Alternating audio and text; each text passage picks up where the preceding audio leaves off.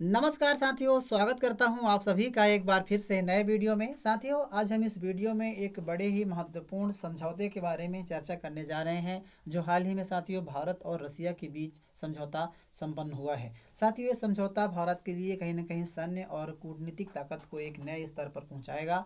साथियों, इस समझौते के तहत भारत और रूस अब एक दूसरे के मिलिट्री बेस और लॉजिस्टिक सुविधाओं का इस्तेमाल कर सकेंगे, जो साथियों भारत के लिए, जिस प्रकार से भारत एक महाशक्ति बनने के लिए तैयार है और आगे बढ़ रहा है, उसके लिए कहीं ना कहीं एक गेम चेंजर साबित हो सकता है। आपको बता दें साथियों कि रूस की संसद का जो निचला सदन है, जिसे ड्यूमा कहते हैं, जिस प्रकार से भारत की संसद में भारत का जो निचला सदन है संसद का, वो लोकसभा कहलाता है, ठीक उसी प्रकार से रूस की जो निचला सदन है ड्यूमा कहलाता है, वहाँ के द्वारा इस समझौते को मंजूरी दे दी गई है। साथियों, समझौते का नाम है रिलोस। रिलोस यानी कि reciprocal exchange of logistic support agreement.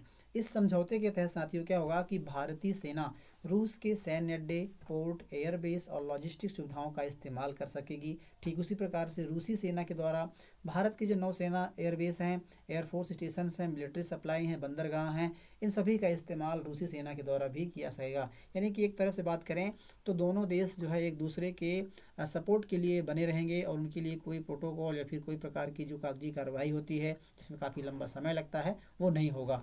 साथ ही उससे क्या है कि ये पहली बार भारत और रूस के बीच यह समझौता हुआ है, जो औपचारिक और आधिकारिक तौर पर मिल रही है। आपको बता दें कि इससे पहले भारत कई देशों के साथ इस प्रकार के समझौते कर रखा है, चाहे वो अमेरिका हो, फ्रांस हो, ऑस्ट्रेलिया हो, सिंगापुर हो। इनसे भारत के संबंध इस प्रकार से हैं, मतलब इस प्रकार के समझौते भारत पहले भी अलग अलग नामों से कर रखा है। साथियों, हम अन्य देशों के समझौते करके और उस देशों में अपनी एयरफोर्स को डिप्लॉयड कर सकते हैं। वहाँ की सेनाएं, वहाँ की एयरफोर्स जो होती हैं, फोर्सेस जो होती हैं, वो हमारे यहाँ की जो सुविधाएं होती हैं, सैन्य अड्डे हैं, पोर्ट्स हैं, इनका इस्तेमाल कर सकते हैं। इस प्रकार से समझौते पहले भी हो चुके हैं। लेकिन साथियों, ये इंपॉर्टेंट इसलिए हो जाता है, ये समझौता ऐसे समय में हुआ है जब अभी हाल ही में पश्चिमी देशों के द्वारा, यहाँ तक कि अमेरिका के द्वारा रूस पर कई सारे प्रतिबंध लगाए गए हैं। और उसके बाद भारत पर भी काफ़ी ज़्यादा अमेरिका के द्वारा सैंक्शंस लगाए गए हैं, टैरिफ हो या फिर कई प्रकार की जो ट्रेड है उसको लेकर के काफ़ी ज़्यादा दिक्कतें हो रही है, फिर कई प्रकार के जो संबंध है भारत और अमेरिका के, वो बिगड़ गए हैं। ऐसे समय में इस प्रकार की समझौता भारत रूस से कर रहा है, तो कहीं ना कहीं अपने आप में ये इम्पोर्टेंट हो जाता है। अब साथियों, आपको बता दें कि इस प्रकार के समझौते के मतलब क्या है, क्या मायने हैं। इससे क्या होगा साथियों, इस प्रकार के समझौते होने से भारत की जो सैन्य ताकत है वो कहीं ना कहीं और मजबूत होगी और उसकी जो पहुंच होगी वो और दूर तक होगी। जैसा कि आप बता दें कि यदि इस समझौते के बाद से अब भारत की जो फोर्सेस हैं, चाहे नेवल फोर्स हों, एयर फोर्स हों, वो जो रूस के बंदरगाह हैं या रूस के एयरफोर्स स्टेशन हैं, वहाँ पर जा कर के और वो अपने सैनिक या फिर एयरफोर्स को डिप्लॉयड कर सकते हैं। इसके अलावा साथियों, उनकी तेज़ी से तैनाती होगी। क्या है कि इस प्रकार के समझौते हो जाने से एक दूसरे देशों के समस्याओं में या फिर संकट में यहाँ पर जल्द से जल्द सुविधा उपलब्ध करवाई जाएगी। क्या इसके लिए बहुत सारे प्रोटोकॉल होते हैं, कई सारी कागजी कार्रवाई होती है जिसमें काफ़ी विलम्ब होता है। लेकिन जब ऐसे समझौते रहेंगे तो उससे क्या है कि जल्द से जल्द सेना की तैनाती होगी। इसके अलावा साथियों, साझा मिलिट्री एक्सरसाइज में काफ़ी ज़्यादा लाभ मिल सकता है। वैसे तो आपको बता दें कि भारत कई देशों के साथ अलग अलग नाम से युद्धाभ्यास करता है, चाहे अमेरिका हो, इजराइल हो, ऑस्ट्रेलिया हो, जापान हो, इन सभी से भारत लगातार और समय समय पर मिलिट्री एक्सरसाइज करता रहता है। लेकिन रूस से भी भारत कई प्रकार के एक्सरसाइज अभ्यास करता है। और इससे क्या है कि पहले हर एक चीज़ों को एक्सरसाइज करने के लिए एक दूसरे पर निर्भर रहना पड़ता है और उसकी प्रोटोकॉल को फॉलो करना पड़ता है। जैसे यदि आपको युद्धाभ्यास भारत में हो रहे हैं तो वहाँ की जो रूस और भारत के बीच कोई युद्धाभ्यास हो रहा है, तो रसिया की जो नेवल अभ्यास हो रहा है या फिर एयरफोर्स है, तो उनको भारत में आने में समय लगता है, काफ़ी ज़्यादा खर्च होता है। लेकिन अभी समझौते हो जाने से क्या होगा कि उनकी जो नेवल स्टाफ्स हैं या फिर जैसे जो वहाँ पर बंदरगाह में उपस्थित रहेंगे, नेवल शिप्स हैं या फिर एयरफोर्स के जो लड़ाकू विमान हैं वो यहाँ पर ऑलरेडी उपलब्ध रहेंगे, तो कहीं ना कहीं इसमें आसानी होगी। इसके अलावा साथ ही लॉजिस्टिक सपोर्ट मिलेगा। इससे क्या है कि ईंधन, रिपेयर, गोला बारूद, मेडिकल, ये सब चीज़ों में साझेदारी होगी।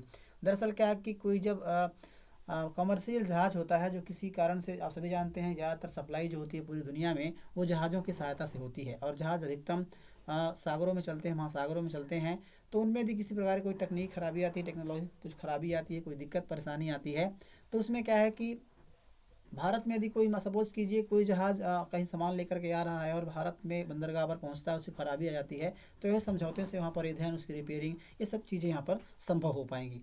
अब साथ ही उससे फ़ायदा क्या होगा, तो भारत को इससे सबसे बड़ा फ़ायदा होगा। दरअसल क्या है कि भारत अभी रूस के जो आर्कटिक क्षेत्र हैं, बाल्टिक सागर है, फिर मध्य एशिया वाले क्षेत्र हैं, यहाँ पर भारत का अभी कोई प्रभाव नहीं है। तो इस प्रकार के समझौते हो जाने से, सैन्य बेस के मिल जाने से कहीं ना कहीं भारत का जो सैन्य ताकत है वो बढ़ेगा और भारत का पहुंच भी बढ़ेगा। जैसा कि हमने अभी देखा था कि भारत के कजाकिस्तान में एक एयरबेस था जिसको भारत ने अभी वहाँ से उसकी लीज खत्म हो गई थी और भारत ने उस एयरबेस को छोड़ दिया था। भारत की काफ़ी आलोचना हुई थी कि भारत जिस प्रकार से इससे पहले डोनाल्ड ट्रंप ने जो अफगानिस्तान में बगराम एयरबेस इसको लेकर के काफ़ी ज़्यादा चर्चा में रहा है और छोड़ने के लिए तैयार नहीं था। ठीक उसी प्रकार से भारत ने कजाकिस्तान की जो एक एयरबेस है वहाँ उसको भारत ने छोड़ दिया। तो कई सारे कयास लगाए जा रहे थे कि भारत का जो सैन्य ताकत है कहीं ना कमज़ोर होगा। तो इस प्रकार के समझौते होने से और कहीं ना कहीं भारत की इस प्रकार की जो ताकत है उसमें बढ़ोतरी होने की होगी। इसके अलावा साथियों हिंद महासागर और प्रशांत महाक्षेत्र में जो भारतीय नेवी के लिए सप्लाई चेन है वो और मजबूत होगी। आपको बता दें कि ये सब बातें भारत को क्षेत्रीय शक्ति और वैश्विक शक्ति की तरफ ले जा रही हैं। साथियों इस प्रकार के समझौते हो जाने से जो हमारे दुश्मन देश है जैसे पाकिस्तान है या फिर अभी वर्तमान में अमेरिका के साथ जो संबंध है उनको कहीं ना कहीं बुरा असर होगा।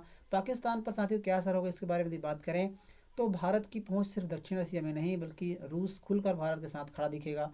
और इसके अलावा कश्मीर मुद्दे पर भी आप सभी जानते हैं कि रूस हमेशा भारत का साथ देता रहा है और भारत के पक्ष में मजबूती से खड़ा रहता है। तो कहीं ना कहीं पाकिस्तान के लिए भी एक सबक की बात होगी। इसके अलावा अमेरिका के बारे में बात करें तो अमेरिका साथियों चाहता है, अमेरिका हालांकि आप सभी जानते हैं अभी कुछ घटनाओं में आपने देखा होगा कि अमेरिका सिर्फ ये चाहता है कि अमेरिका दक्षिण एशिया में, एशिया महाद्वीप में सिर्फ चाइना का टक्कर दे भारत, ऐसा वो चाहता है। मतलब भारत को सिर्फ एक मोहरे के तौर पर इस्तेमाल करता है चाइना के रूप में, चाइना के साथ। और अभी आप देख रहे हैं कि इस प्रकार से दोनों देशों चाइना से हो या भारत के साथ हो अमेरिका के संबंध हैं वो लगातार ख़राब हुए हैं, जिसके बाद से अमेरिका ने पाकिस्तान से दोस्ती बढ़ा ली है, ये आप सभी जानते हैं। और पाकिस्तान से दोस्ती बढ़ाने के बाद से आप सभी जानते हैं इस प्रकार से पाकिस्तान में नूर खान एयरबेस है जिसका उपयोग कहीं ना कहीं से छद्म रूप से अमेरिका करता है।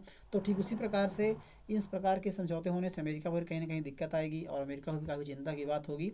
और वैसे तो आपको बता दें कि अमेरिका चाहता है कि क्वाड को मजबूत करें। क्वाड एक प्रकार का संगठन है साथियों जिसमें ऑस्ट्रेलिया, जापान, भारत और अमेरिका आते हैं। ये सब मिलकर के क्वाड को मजबूत करने का प्रयास करते हैं जिससे दक्षिण पैसिफिक सागर में जो प्रशांत महासागर है वहाँ पर दबदबा बढ़ सके और वहाँ पर पहुँच हो सके। लेकिन अभी फिलहाल इस प्रकार के समझौते में कोई आगे की जो राहें हैं वो आसान होती दिख नहीं रही हैं, इसलिए कहीं ना कहीं दिक्कत का सामना करना पड़ सकता है। आपको बता दें इस प्रकार के समझौते से भविष्य में रूस और भारत के बीच संयुक्त सैन्य अभ्यास बढ़ेंगे, साझी ट्रेनिंग होगी जिससे जो भारत की फोर्सेस है उसमें कहीं ना कहीं और टेक्नोलॉजी का इस्तेमाल किया जाएगा, रूस की टेक्नोलॉजी का इस्तेमाल किया जाएगा और भारत की सैन्य क्षमता भी बढ़ेगी। इसके अलावा साथियों आतंकवाद विरोधी और ऑपरेशन में सूचना साझेदारी बढ़ेगी। बड़े बड़े हथियार प्रोजेक्ट जिस प्रकार से सबमरीन मिसाइल या फिर एयर डिफेंस सिस्टम जिस प्रकार से भारत रूस से खरीदता आ रहा है तो उसमें कहीं ना कहीं और बढ़ोतरी देखने को मिलेगी। बहरहाल सबसे बता दें आपको किस प्रकार की ताकत मिलने से कहीं ना कहीं भारत की जो शक्ति है वो और बढ़ेगी और पूरी दुनिया में भारत एक पावर कंट्री के रूप में निकल कर आएगा। बहरहाल आपको ये जानकारी कैसी लगी, आप इसके बारे में क्या सोचते हैं, आप हमें कमेंट बॉक्स में बताइए। साथ ही जानकारी यदि अच्छी लगी हो तो वीडियो को लाइक कीजिए, शेयर कीजिए और दोस्तों के साथ शेयर जरूर कीजिएगा। मिलते हैं किसी ऐसे नए वीडियो में, तब तक के लिए नमस्कार।